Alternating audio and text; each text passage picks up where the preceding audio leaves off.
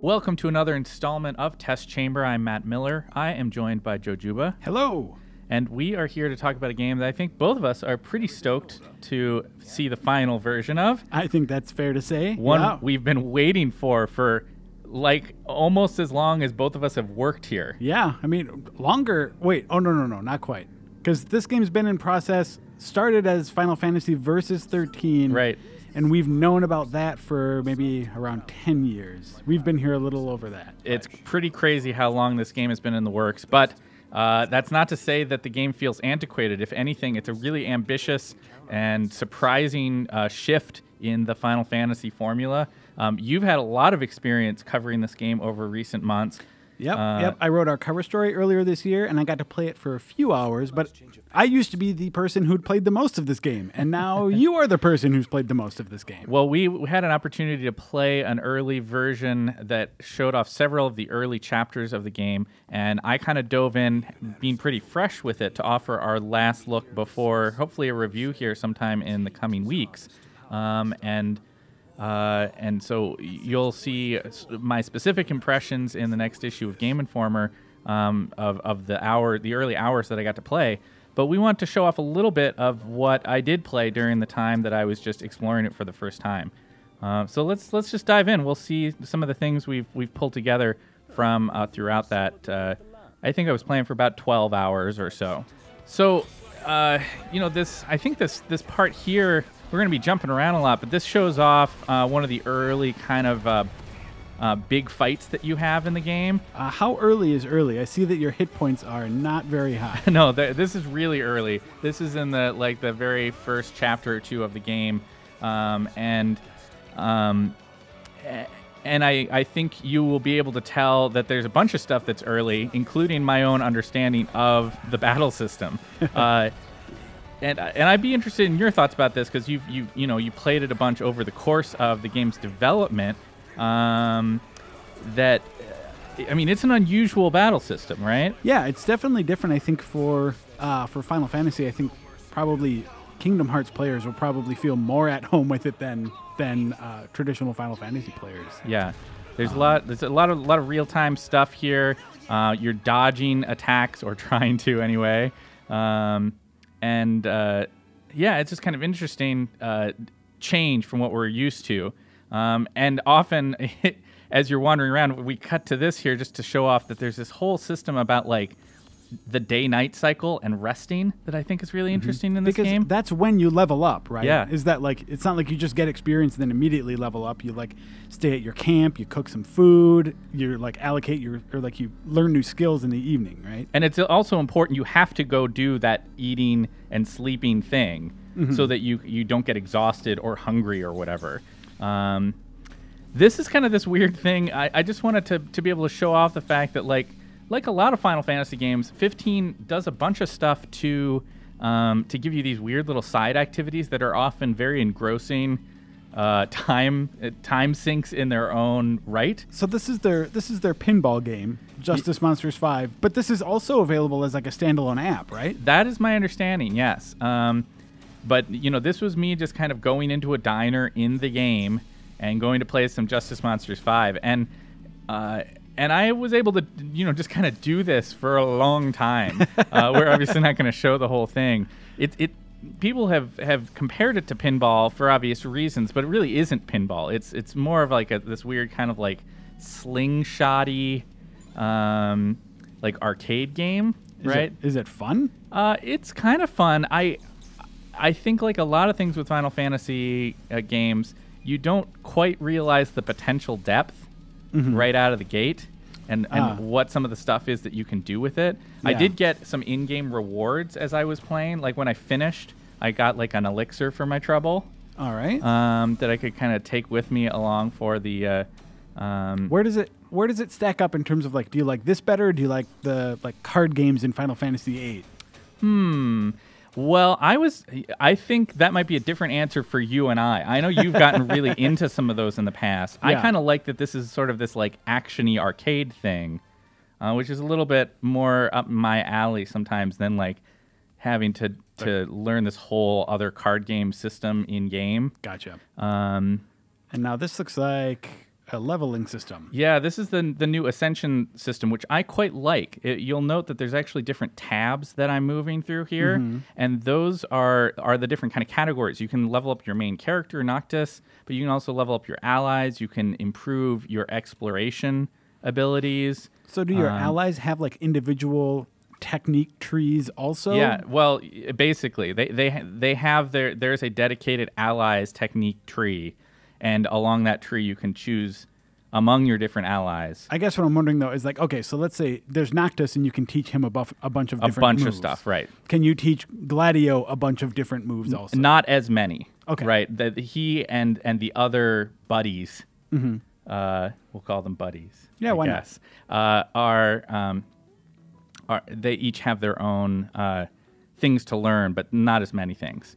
I think this is a little bit later here. I want to show off that we were getting to explore this big city that sort of felt like it was an homage to, it almost felt like kind of exploring an old Spanish city or something, like going to... Do you remember the name of this city?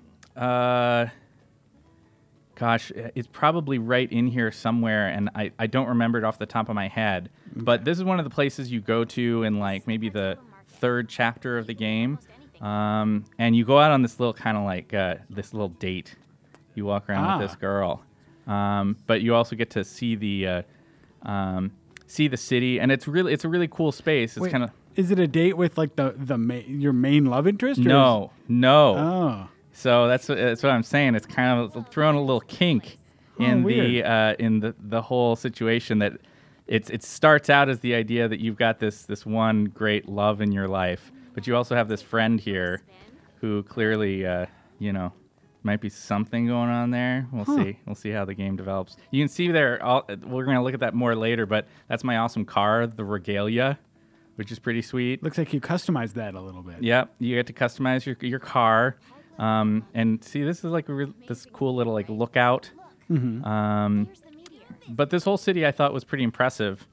But lest we think that this is too much like new modern stuff, I did want to make sure and remind everybody we got this very cute section with the Chocobo where you go to the Chocobo farm, you give him a hug, and they have this kind of interesting system where you can rent a Chocobo for a certain period of time, because there's this sort of like there's constantly the day-night thing happening, right? Right. So you actually rent the Chocobo access for like 2 days. For 2 days, right? And any time during those 2 days, you can just whistle for your Chocobo. Oh, that's nice. And then he comes, and you go and run around with him. And it's a great way to get around the field if you're not actually out on the highways with your car. Yeah. I assume at some point late in the game, you've got to get like a permanent Chocobo or something like that. I think that is likely, but we have no evidence of that. We're just sort of guessing. Okay. But it is pretty fun to ride these guys around. They do kind of have a mind of their own a little bit, right? And so... it's like riding a horse. Yeah. And so they don't always immediately respond exactly the way you would expect them to. And I don't know, it's kind of interesting. But, you get to hop with them, and they can kind of glide when you go off cliffs.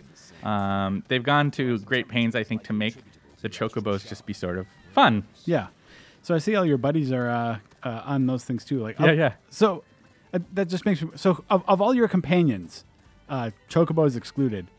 Which one is your favorite? Who do you like the best? Out of Prompto, Gladio, or Ignis? I think like Ignis is maybe my favorite so far. Okay. He's the kind of the uptight guy who's like really got your back. Mm-hmm. He's the one that like cooks for you all the time. He cooks, and he's also the main driver if you're not driving. Okay. Gladiolus is this big kind of pumped up, muscle bound guy, but there seems to be a sort of like thoughtful side to him. He's occasionally in the car, he pulls out his book and just reads his book. And Prompto is just sort of like your annoying, constantly chatty buddy. Okay. Some people are going to really like him, but I don't know. We'll see. Not me. Yeah, but okay. Oh, there it goes. Lestalem. Is that the name? Lestalem. Yes. Okay. There you go. This is I think an important thing to look at to understand whether you might like Final Fantasy 15 or not, which is driving around in the car, not to mention like just walking around through the field, is a big part of the game. You spend a lot of time in this kind of like passive moving through the world state. to this go isn't- between adventures. So yeah, so you're going to a destination right now. You can't fast travel. Not- the car is auto driving. It is. You can, once you get to a certain point in the game, you can start to drive it yourself. But you always have the option to have Ignis auto drive you someplace. So during this time, you're kind of just sitting there like looking at the scenery. It really is playing up, whether you like this or not, it is the road trip vibe, right? That you're going to spend some time just like looking at the world around you. And it is a beautiful world. Final Fantasy 15 looks just amazing. Putting the top up. Putting the top up.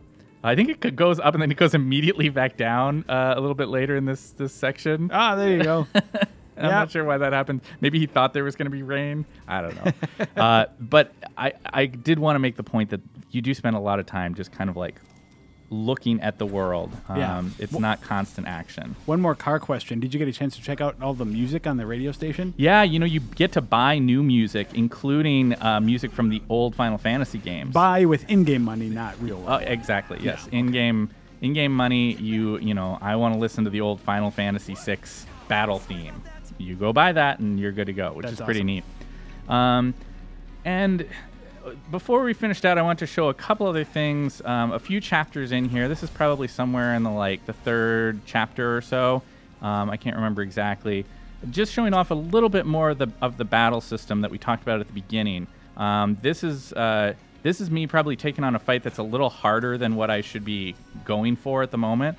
But if you use smart item uses and you change out which weapons you're using correctly, and you do a good job of blocking and parrying, you can actually take on some fights that are a little bit above your normal skill level and be successful. You can see here like the allies are you're calling in your allies. You to do special activated attacks. that ability for Gladio there. Exactly. Yeah. And there's this whole system of how healing works and either using potions, or if you get knocked down, sometimes your allies can come and pick you up. But it's not easy, to be clear. I mean, this is a pretty complicated battle system. I just saw you and Gladio team up for an attack there. There's a lot of depth here. I think even after 10 to 12 hours with the game, I just don't know if I'm going to love the battle system or not. Not because I have particularly bad feelings about it, but more that it's just like I don't understand it all yet. Like when and where to use magic is something of a mystery. How to best take advantage of your characters, your party abilities. Yeah. When you should be using which weapons in your arsenal. These are all kind of mysteries to me, which suggests, if nothing else, that there's a lot of depth. Yeah. I mean, that might be especially nice for people who, like with FF13, thought that the whole paradigm system was maybe a little too simplified. Right. And here, the last thing we're looking at, this is actually one of the kind of dungeons that you go through as part of the main quest. And I really like these. You're going into these kind of like, each one of them is a little bit different, but you're going after these special like royal arms that you're chasing. And these dungeons are very crafted with interesting encounters that you run into and secrets that you're chasing down and lots of stuff to find.